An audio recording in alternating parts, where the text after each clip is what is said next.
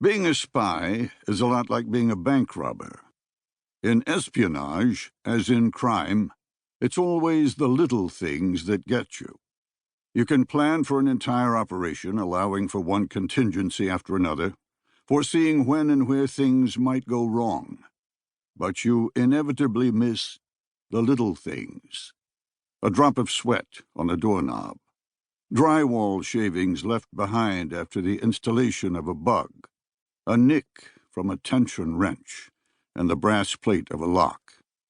Small things with huge impacts. In this case, the little thing happened before Aaron Bergman had even left Israel, when a travel voucher routed through Mossad headquarters included a man who had been specifically excluded from the mission read-on, for a specific reason. And that little thing would prove devastating for Aaron and his neophyte apprentice. Casually tapping the tablet in front of him, Aaron said, "Alex, turn just a tad bit to the right. I'm missing the man on the left." Across the table from him, Alexandra Levy shifted slightly, her face aglow. She said, "This is so exciting, straight out of a James Bond movie." He chuckled, then said, "Right there. Good." He hit record on the tablet.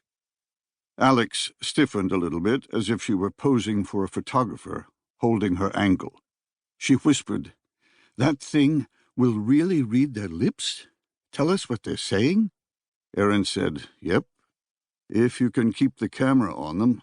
But don't look so rigid. Relax a little. I'll tell you if it shifts off." Aaron continued manipulating a piece of software in his tablet, something that was highly classified and usually reserved for active Mossad agents. A simple button camera in Alexandra's blouse was tied by Bluetooth to his tablet and seemed to be out of a 007 movie, but in truth, both were commercially available to anyone who wanted them.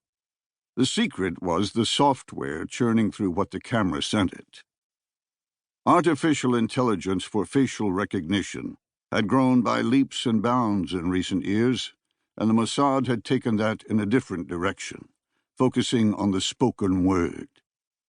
They'd replicated the human act of lip reading in the cyber world, designing a software suite that could decipher what was being said without hearing sound.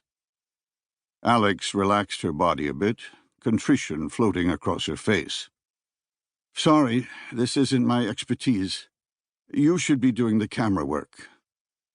He laid the tablet on the table and took a sip of beer, saying, "You're doing fine.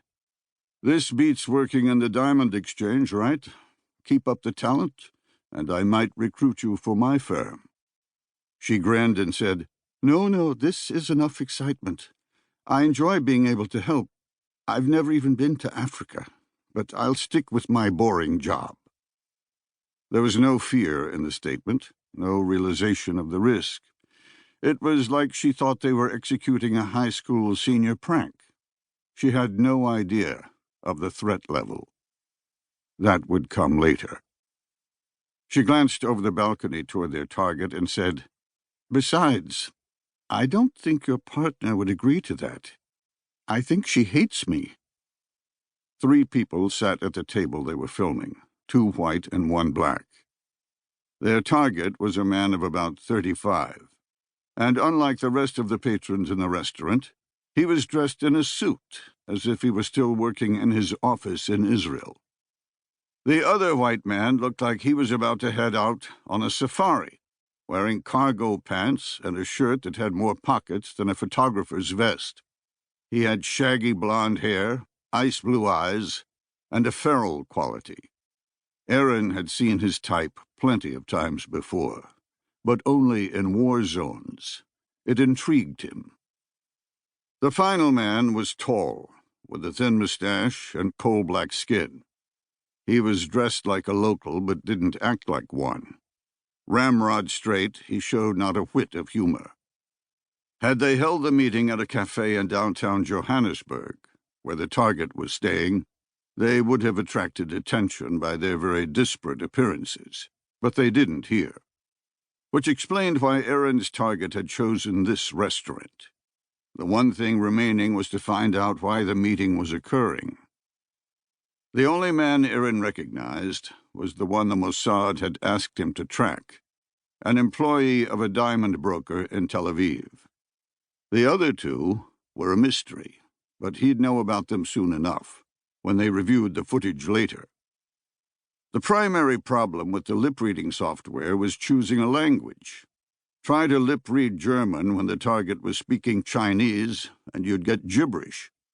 Here, in the township of Soweto, just outside the city center of Johannesburg, South Africa, he was sure they were speaking English.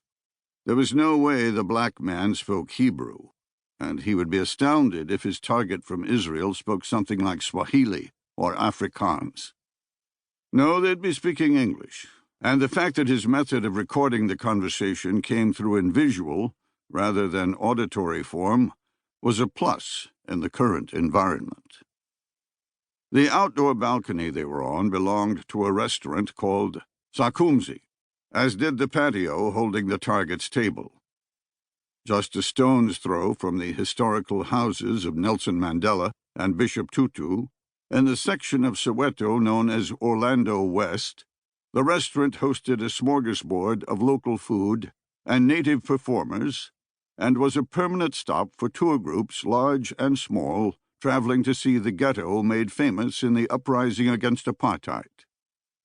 Because of it, there was a constant drumbeat of laughter and clapping, something that had no effect on the lip-reading software, as long as Aaron could keep a line of sight with whoever was talking.